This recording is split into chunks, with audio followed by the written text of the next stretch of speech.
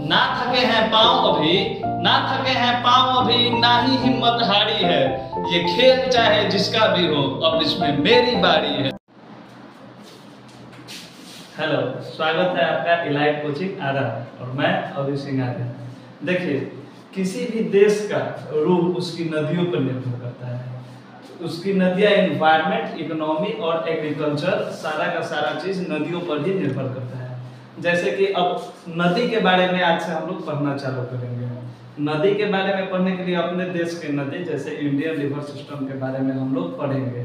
तो भारत की नदियाँ समझने से पहले हम लोग समझेंगे कि नदियाँ क्या है और नदियाँ का कार्य क्या है। तो नदियों को अगर एज के हिसाब से देखा जाए, जैसे मनुष्यों को एज के हिसाब से देखा जाता है, तो नदियों को 3 ग्रुप में बांटा गया है।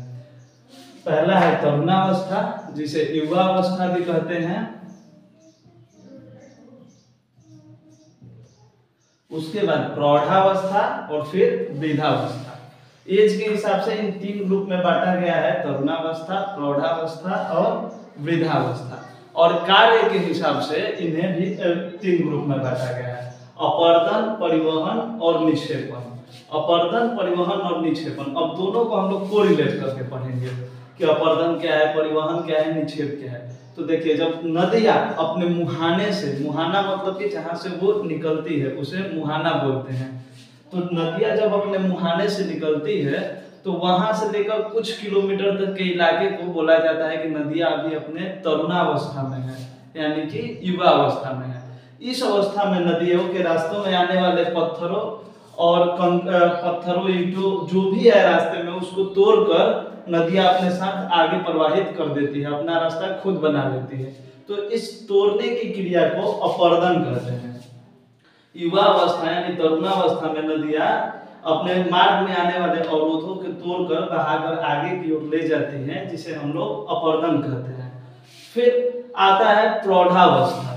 उसके बाद प्रौढ़ावस्था में क्या होता है कि नदियों को तोड़ने का गुण समाप्त हो जाता है, उनकी चाल उतनी नहीं रह जाती है जितना कि तरुणावस्था यानी युवावस्था में थी।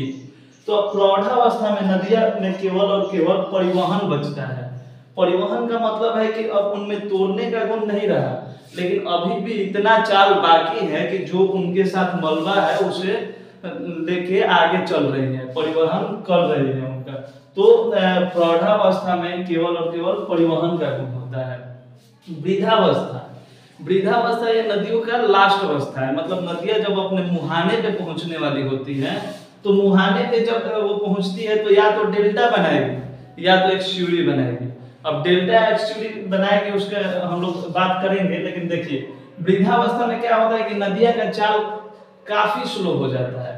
अब यहाँ पे नदियाँ जो अपना मलबा लेकर आ रही हैं वो ढोने में असक्षम हो जाती हैं।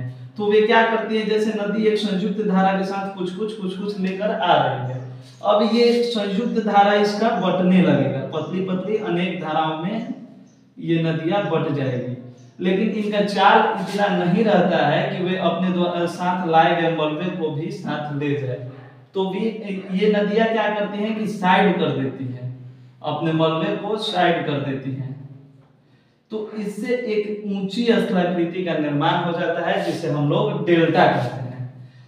इस डेल्टा का निर्माण के लिए यह आवश्यक है कि जहां नदी का मुहाना है उसके पहले कुछ मैदानी इलाका हो। तो यहाँ पे एक डेल्टा का निर्माण हो जाता है, जैसे कि सुंदरवन डेल्टा हमारे गंगा और ब्रह्मपुत्र का डेल्टा है, जो कि विश्व का सबसे बड़ा डेल्टा है, सुंदरवन डेल्टा। लेकिन जरूरी नहीं है कि सारी नदियाँ अपना मुहाना डेल्टा से ही बनाए। कुछ नदियाँ जी हैं जो अपना मुहाना डेल्टा से नहीं बनाती है, जैसे हमारे देश में है नर्मदा और ताप्ती। ये नदियाँ मुहाना अपना डेल्टा से नहीं बनाती है, तो डेल्टा से न बनाकर फिर किस चीज से मुहाना बनाती है, तो ये नदियाँ अपना मुहाना बनाती है एक्स्यूरी बनाकर। अब एक्स्यूरी क्या होता है, तो जैसे मैदानी इलाका मिला तब तो ये अलग अलग धार में बट जाती हैं, तो डेल्टा का निर्माण हो जा रहा है। लेकिन जहां मैदानी इलाका नहीं मिला, जैसे कि अब नर्मदा नदी को ले लेते हैं, ये यहाँ से निकल रही है और यहाँ आकर अरब सागर में गिर रही है। यहाँ पे क्या होता है इसके साथ कि 2 ऊंचे ऊंचे पर्वत हैं, इधर भी हैं और इधर भी हैं।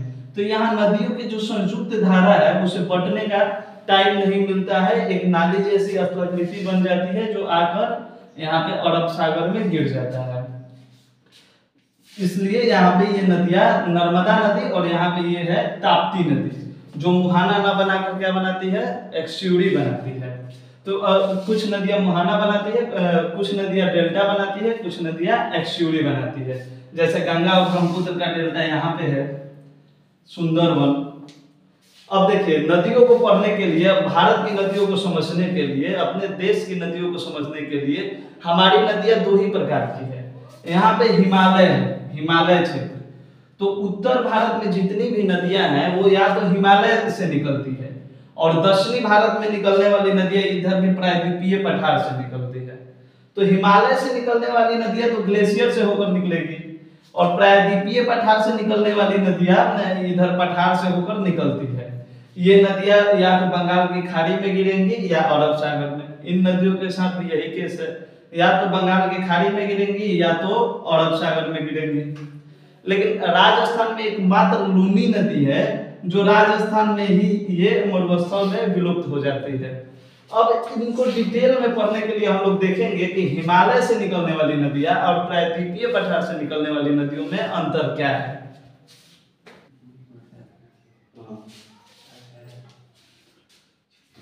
देखिए,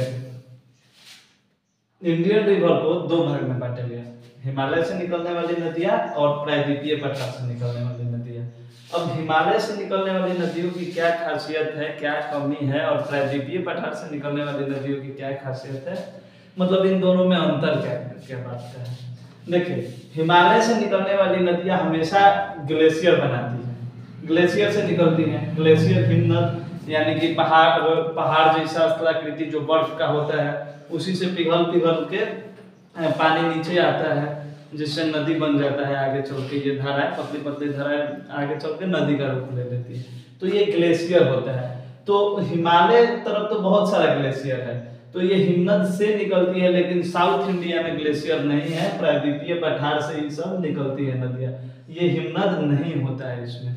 अब ये हिमनद से निकलती है तो ये गॉर्ज भी बनाती है, गहरे गहरे बहुत गॉर्ज बनाती हैं, काफी गहरी होती है ये नदियां, लेकिन ये नदियां गॉर्ज नहीं बनाती है। थर्ड डिफरेंस है इसका कि ये काफी चौड़ी होती है। जो हिमालय से निकलने वाली नदियां ये काफी चौड़ी होती है और जल परिवहन के दृष्टिकोण से भी काफी महत्वपूर्ण होती है। लेकिन जो ये प्रायद्वीपीय पठार की नदियां हैं ये बहुत कम चौड़ी होती हैं और जल परिवहन के दृष्टिकोण से उतनी महत्वपूर्ण नहीं मानी जाती हैं। 4 नंबर अंतर है इसका कि इसका तलीय अपर्दन होता है, जिसके कारण ये अधिक गहरी होती है। इन नदियों का जो तलीय अपर्दन होता है, तलीय मतलब कि जो निचला भाग है वो मुलायम होता है, नॉर्मल मिट्टी का बना होता है, जिसके कारण इसका जब नदी धार में आती है तो उसका तलीय अपर्दन बहुत ज्यादा हो जाता है, जिसके कारण ये नदियां गहरी हो जाती हैं। और ये नदियां केवल किनारों का अपर्दन कर पाती हैं, ये तलीय अपर्दन नहीं कर पाती हैं, क्योंकि साउथ इंडिया में जो है प्रायद्वीपीय भारत में जो उनका तल होता है कठोर बेसाल्ट चट्टान का बना होता है, जिसके कारण इसका तलीय अपर्दन करना संभव नहीं है, तो इनका बस किनारों का अपर्दन होता है। वेग कम होता है और इनका वेग अधिक होता है। अगर वेग कम होता है क्योंकि ये ज्यादा गहरी होती है, और इनका वेग अधिक होता है क्योंकि ये कम गहरी होती है। ये ही मेनली अंतर है हिमालय से निकलने वाली नदियों में और प्रायद्वीपीय पठार से निकलने वाली नदियों में। पहले आप इसका स्क्रीनशॉट ले लें। अगर ये हो गया होगा तो इसके बाद हम लोग देखेंगे एक एक करके सभी महत्वपूर्ण नदियों को पढ़ेंगे। अब जो नदी है एक एक करके पढ़ने से क्या है कि हिमालय से निकलने वाली नदियों को सबसे पहले हम लोग लेते हैं, तो हिमालय से बहुत सारी नदियां निकलती हैं, तो हम लोग नदी तंत्र करके पढ़ेंगे। तो उसमें बस हमारे लिए 3 ही नदी है, सिंधु, सतलज और ब्रह्मपुत्र। सिंधु नदी तंत्र, गंगा नदी तंत्र, ब्रह्मपुत्र नदी तंत्र। अब सिंधु नदी तंत्र में सिंधु और उसकी जितनी भी ट्रिब्यूटरीज हैं उनको एक साथ पढ़ लिया जाएगा। गंगा नदी तंत्र में गंगा और उसकी सारी ट्रिब्यूटरीज को, और ब्रह्मपुत्र नदी तंत्र में ब्रह्मपुत्र और उसकी सारी ट्रिब्यूटरीज को। सिंधु नदी तंत्र सबसे पहले पढ़ा जाएगा क्योंकि भारत का जो ये ऊपरी मुकुट जैसा इलाका है इसमें सिंधु नदी का प्रवाह होता है। भारत के सबसे उत्तरी भाग में सिंधु नदी बहती है, जो कि यहाँ तिब्बत से होकर और भारत होते हुए पूरे पाकिस्तान में बहती है। तो सबसे पहले सिंधु नदी को पढ़ा जाएगा।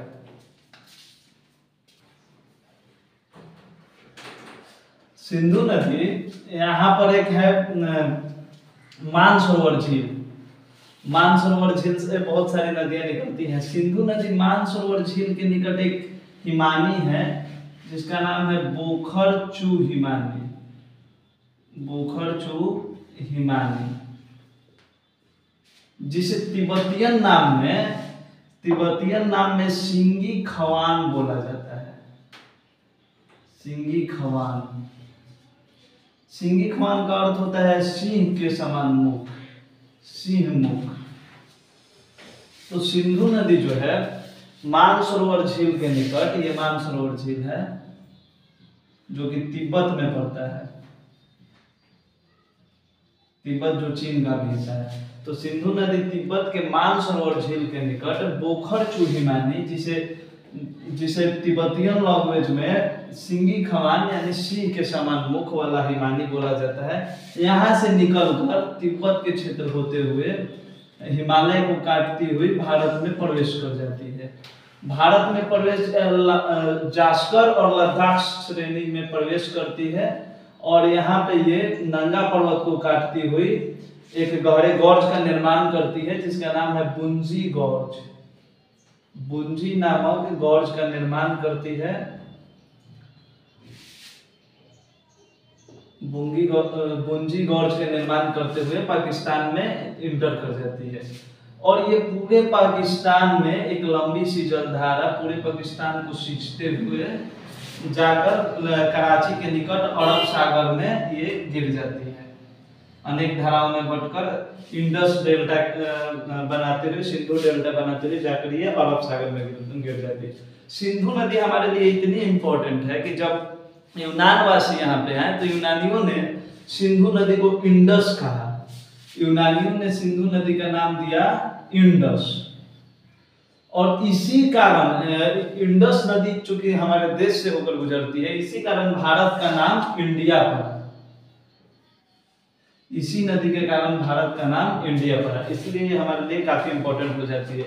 ये नदी जो तिब्बत से निकलती है और भारत होते हुए पाकिस्तान को पूरी सींचती हुई जाकर अरब सागर में गिरती है। चूंकि ये नदी पाकिस्तान में बहुत ज्यादा मात्रा में बह रही है, इसलिए पाकिस्तान की जो एग्रीकल्चर है, पाकिस्तान की पूरी खेती, पूरा व्यापार इसी पर निर्भर करता है। इस नदी को पाकिस्तान की जीवन दायिनी नदी कहा जाता है, पाकिस्तान की जीवन रेखा बोला जाता है इस नदी को। ये नदी पाकिस्तान के पूरे व्यापार, पूरे एग्रीकल्चर को संभालती है।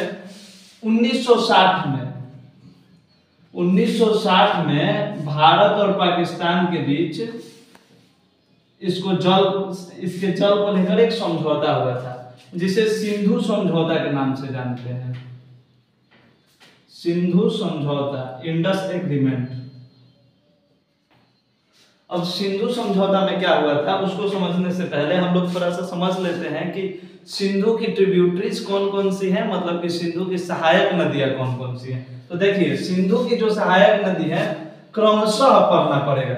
जैसे कि यहाँ पे चिनाब है जो कि जम्मू कश्मीर रीजन में बहती है।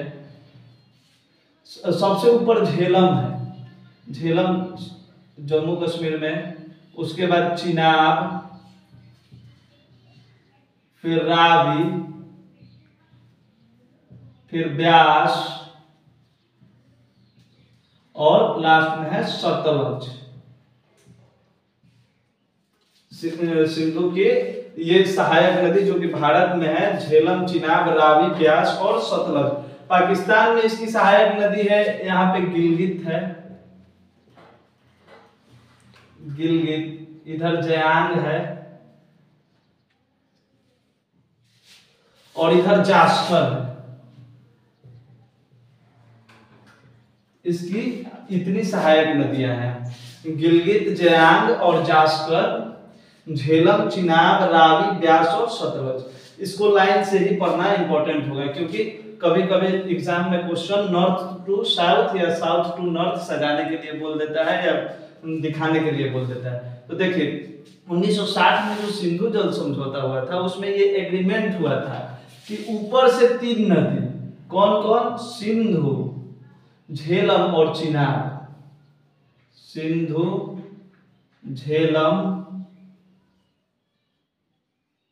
और चिनाब, इन तीनों नदियों के पानी पे 80% वाटर पाकिस्तान यूज करेगा और मात्र 20% वाटर पर ही भारत का अधिकार होगा, यानी इंडिया का अधिकार केवल 20% वाटर पे होगा। सिंधु जल समझौता में यह तय किया गया कि इन तीनों नदियों के 80% पानी पे अधिकार पाकिस्तान का होगा और 20% पानी पे अधिकार भारत का होगा। जबकि नीचे की तीन नदियां रावी, ब्यास और सतलज, रावी, ब्यास और सतलज, नीचे की तीन नदियों में 80% पानी का अधिकार इंडिया का होगा और 20% पानी का अधिकार पाकिस्तान का होगा। तो सिंधु की ये तीनों सहायक नदी और सिंधु नदी जो है बोखर चूहिमानी से, जो कि मानसरोवर झील के निकट है, इससे निकल के ये कौन कौन से देश में जाती है? तिब्बत जो कि चीन में है, भारत और पाकिस्तान। देश भी पूछ देता है कभी कभी। और इसका एक अन्य नाम इंडस है, यूनानियों ने इसे इंडस बोला, जिसके कारण हमारे इंडिया का नाम इंडिया पड़ा। ये नदी जास्कर श्रेणी को, जास्कर और लद्दाख होते हुए भारत में प्रवेश करती है और नंगा पर्वत को काटती हुई, यहाँ पे एक नंगा पर्वत है जिसे काटती हुई एक गहरे गॉर्ज का निर्माण करती है, जिसे बुंजी गॉर्ज बोला जाता है। और उसके बाद ये पूरी लंबी श्रेणी पाकिस्तान में बहती है। उसके बाद यहाँ पे सिंधु डेल्टा का निर्माण करते हुए कराची के निकट, यहाँ पे पाकिस्तान का एक शहर है कराची, कराची के निकट ये जाकर अरब सागर में गिर जाती है। जब यहां से ये निकलती है यहाँ तक, तो इसके पूरे सफर में इसका लंबाई है, सिंधु नदी का टोटल लेंथ 2880 किलोमीटर, मतलब 2880 किलोमीटर, 2880 किलोमीटर इसकी टोटल लंबाई है। अगर भारत में अगर देखा जाए केवल और केवल इंडिया में इसका टोटल लेंथ तो 1134 किलोमीटर, 1134 किलोमीटर पूरे भारत में इसकी लंबाई है। सिंधु नदी से रिलेटेड लगभग सारे टॉपिकों को हम लोग कवर कर चुके हैं। अब हम लोग पढ़ेंगे इसके सारे ट्रिब्यूटरीज के बारे में, जो कि बहुत ज्यादा इंपॉर्टेंट है। झेलम, चिनाब, रावी, ब्यास और सतलज, इसको अभी हम लोग गहराई से पढ़ेंगे। देखिए सिंधु नदी और उसकी सहायक नदियां जो है, सबसे ऊपर में तो झेलम है। झेलम जो इसकी सहायक नदी है, ये निकलती है बेरी नाग झील से, बेरी नाग, जिसे शेष नाग भी बोला जाता है। ये शेष नाग झील से निकलकर जम्मू कश्मीर से ही निकलती है और भारत के केवल और केवल जम्मू कश्मीर में प्रवाहित होती हुई और फिर पाकिस्तान में जाकर अपने अदर ट्रिब्यूटरीज के साथ मिल जाती है। अब इसके बाद देखेंगे चिनाब नदी। चिनाब नदी जो है वो बारलचा दर्रे से होकर निकलती है और ये हिमाचल प्रदेश, जम्मू कश्मीर होते हुए पाकिस्तान में प्रवेश कर जाती है। बाद में आगे दो तीन नदियां मिलकर एक साथ जाके सिंधु में मिलेंगी। अब रावी,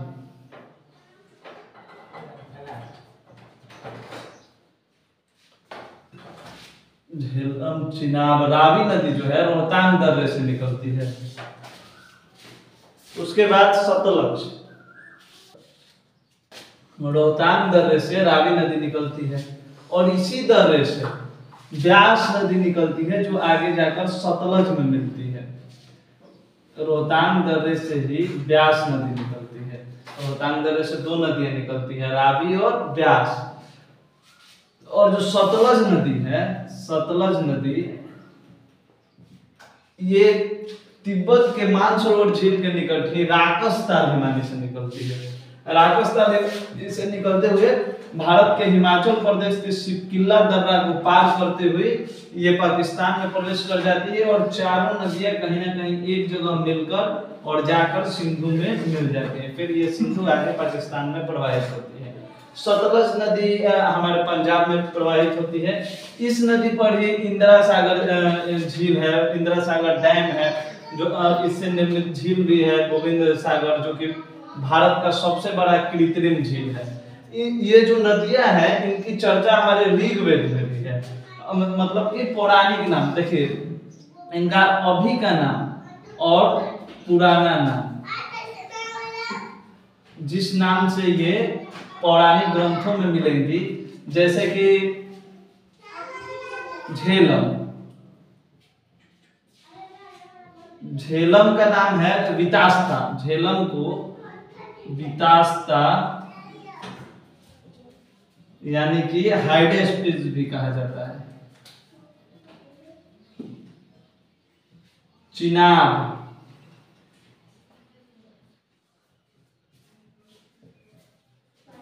चिनाब को अस्किनी, रावी, रावी नदी का पुराना नाम है परुषणी, सतलज, ब्यास को बिपाशा या हाइफेनिस,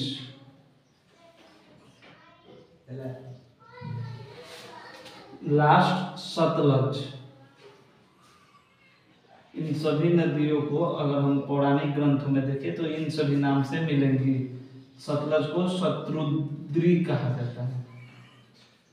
देखिए झेलम जिसे बितास्ता या हाइडेस्पिस भी कहा जाता है। हाइडेस्पिस का नाम हम लोग हिस्ट्री में भी सुने होंगे कि हाइडेस्पिस का युद्ध हुआ था इसी नदी के तट पे सिकंदर महान, सिकंदर और पंजाब के शासक पोरस के बीच, सिकंदर और पोरस के बीच हाइडेस्पिस का युद्ध हुआ था, जो कि झेलम नदी का ही नाम है हाइडेस्पिस, इसलिए उस युद्ध का नाम पड़ा था हाइडेस्पिस का युद्ध, जो कि सिकंदर और पंजाब के शासक पोरस के बीच में हुआ था।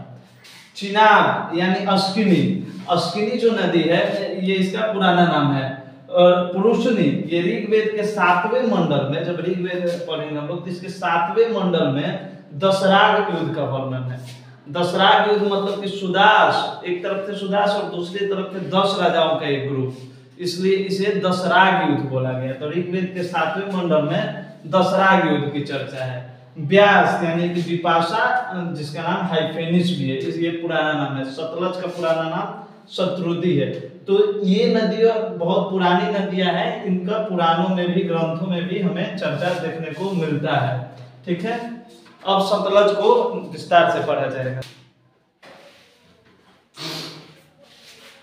गोविंद सागर, सतलज नदी जिसका पौराणिक नाम शत्रुदी है, इसका रास्ता देखा जाता है यहाँ राकस्तान झील से निकलकर और पंजाब होती हुई इधर पाकिस्तान में सिंधु नदी से जाकर मिल जाती है। इस पे एक शॉर्ट नोट, सतलज नदी का पुराना नाम शत्रुदी है। उद्गम इसका होता है राकस्तान झील से, और लोंगचेन खंबाब इसका तिब्बती भाषा में नाम है। राकस्तान झील का तिब्बती भाषा में नाम क्या है? लोंगचेन खंबाब।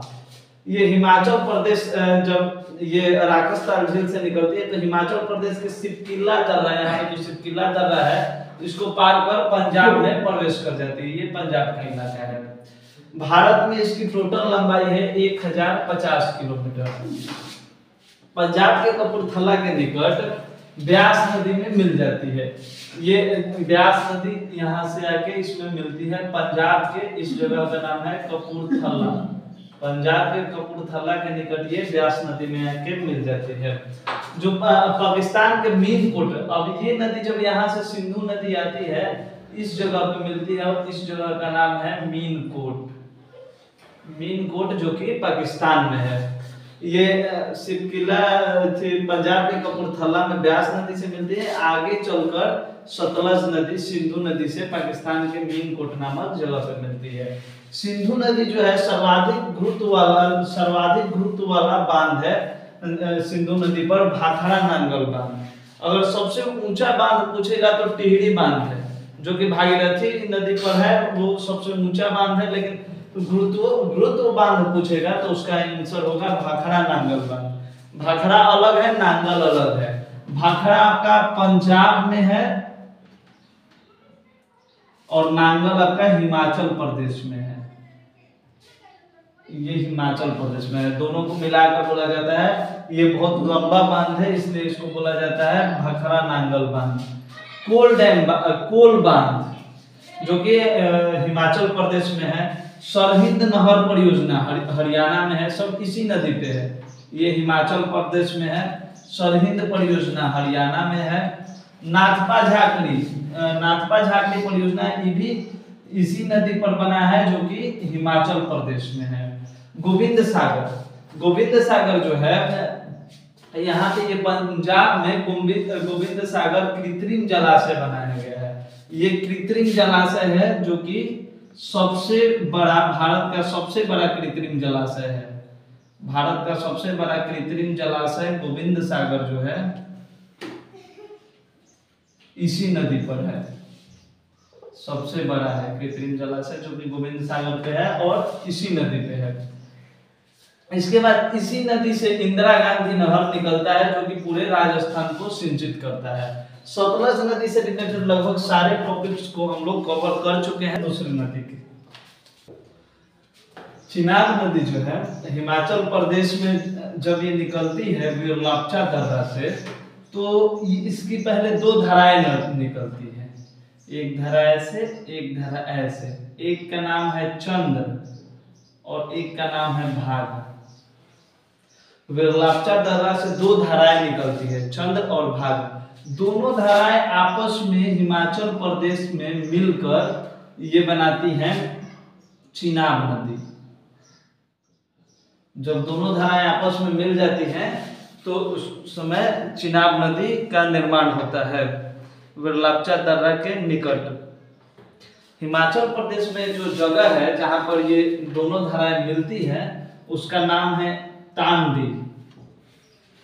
तांडी नामक जगह पर ये दोनों धाराएं आपस में मिलकर विरलापचा दर्रे से निकलने वाली चंद्र और भागा धाराएं तांडी नामक जगह पर मिलकर चिनाब नदी का गठन। चिनाब नदी का पौराणिक में नाम अश्किनी है। इसका उद्गम स्थल विरलापचा दर्रा है। ये सिंधु की सबसे बड़ी सहायक नदी है। चिनाब नदी का सबसे बड़ा खासियत है कि अभी हम लोग सिंधु के ट्रिब्यूटरीज के बारे में पढ़ रहे हैं, सहायक नदियां। तो सिंधु की ये सबसे बड़ी ट्रिब्यूटरी है चिनाब। पीर पंजाल श्रेणी को काटती हुई पाकिस्तान में प्रवेश करती है। चिनाब नदी जब भारत को पार करती है तो वहां पे पीर पंजाल श्रेणी है जहां से वो पाकिस्तान में प्रवेश कर जाती है और त्रिमू के निकट झेलम में जाकर मिल जाती है, जहां से चिनाब नदी का अस्तित्व खत्म हो जाता है। त्रिमू नामक जगह पे झेलम में मिल जाती है, ये भी हिमाचल प्रदेश में।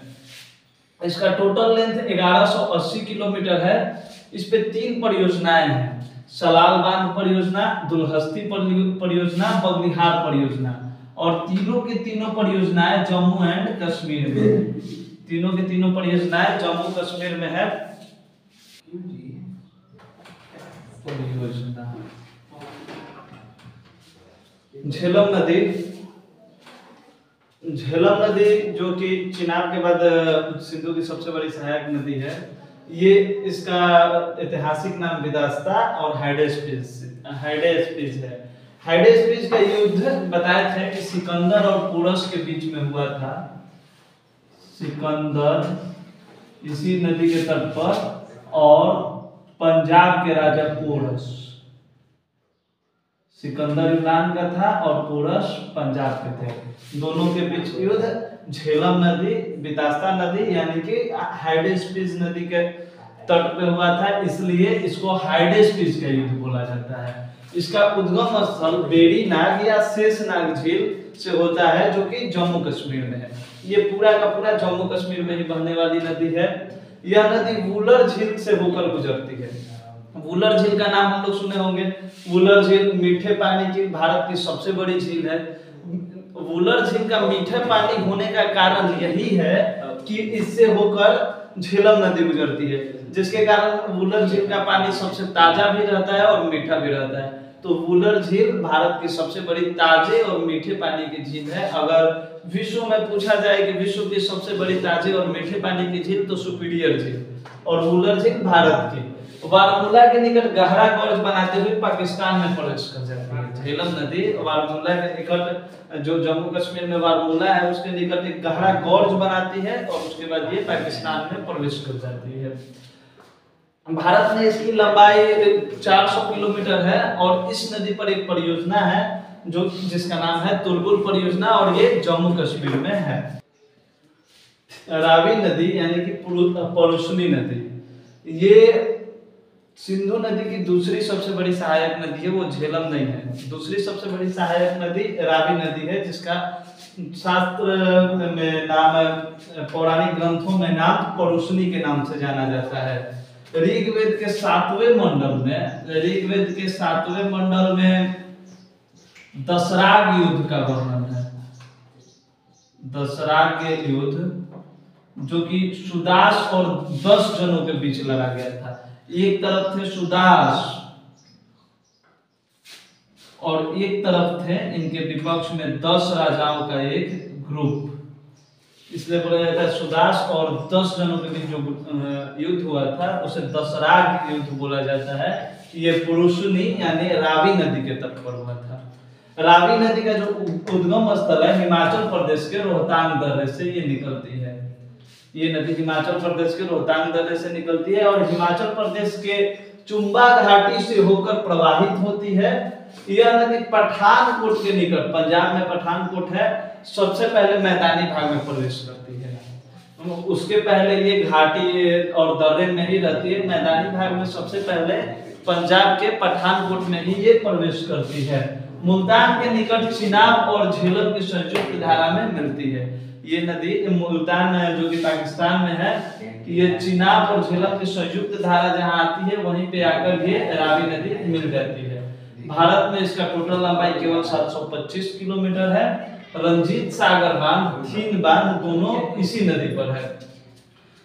अब रावी नदी के बाद एक लास्ट नदी बचा हुआ है जिसका नाम है ब्यास नदी। कभी कभी क्वेश्चन में ये भी पूछ देता है कि कौन सा शहर किस नदी के किनारे है, जैसे कि श्रीनगर झेलम नदी के किनारे है, तो ये भी याद करना इम्पोर्टेंट हो जाता है। अब हम लोग की जो सिंधु की लास्ट ट्रिब्यूटरी बची थी, लास्ट सहायक नदी, उसका नाम है ब्यास। ब्यास को अन्य नाम बिपाशा या हाइफेनिस नदी भी बोला जाता है। इसका उद्गम स्थल रोहतांग दर्रे से ये नदी निकलती है जो कि हिमाचल प्रदेश में है। हिमाचल प्रदेश स्थित रोहतांग दर्रे से निकलती है और पंजाब के कपूरथला हरिकेश नामक स्थान पर सतलज नदी में मिल जाती है। ये नदी सतलज नदी में जाकर कहाँ मिलती है? पंजाब के कपूरथला हरिकेश नामक स्थान पर।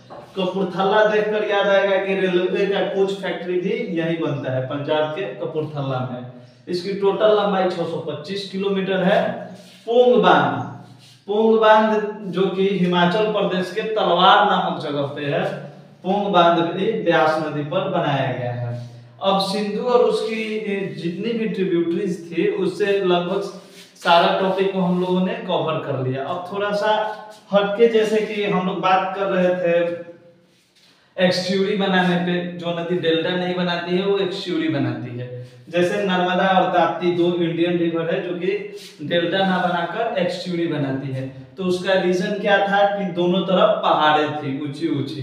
तो नर्मदा नदी के एक तरफ नॉर्थ साइड में विंध्य पर्वत है तो साउथ साइड में सतपुड़ा की पहाड़ियां हैं, जिसके कारण ये डेल्टा नहीं बनाती है। ये विंध्य पर्वत और सतपुड़ा की पहाड़ियों के बीचों बीच जाकर सीधे एक्सट्यूरी बनाकर गिर जाती है अरब सागर में। सतपुड़ा की पहाड़ी और अजंता की पहाड़ी के बीच ताप्ती नदी है, इसी कारण ये भी नहीं बना पाती है डेल्टा और ये भी आकर अरब सागर में गिर जाती है। अब कुछ टॉपिक्स बचे हैं, जैसे कि कुछ और भी नदियां हैं। अब जैसे कोई क्वेश्चन कर दे कि नर्मदा और ताप्ती नदी जो है एक्सट्यूरी बनाती है, डेल्टा नहीं बनाती है, तो और कौन कौन सी जो नदियां हैं वो एक्सट्यूरी बनाती है, डेल्टा नहीं बनाती है? तो उनका नाम है राइन, सीन, हडसन, ओब, ओडर। ये सारे इतनी ही नदियां हैं जो कि डेल्टा ना बनाकर एक्सट्यूरी बनाती है। जैसे नर्मदा ताप्ती हो गया, और राइन, सीन, हडसन, ओब और ओडर इनमें ही शामिल है हमारी नर्मदा और ताप्ती। नर्मदा, ताप्ती, राइन, सीन, ओब, ओडर, ये सारी नदी जो है डेल्टा ना बनाकर एक्सट्यूरी बनाती है। तो आज हम लोगों ने कवर कर लिया सिंधु नदी और उसकी ट्रिब्यूटरीज के बारे में, और नदियों से रिलेटेड और भी कुछ कुछ मुख्य बातें। अगले वीडियो में देखेंगे हम लोग गंगा नदी और उसकी ट्रिब्यूटरीज के बारे में।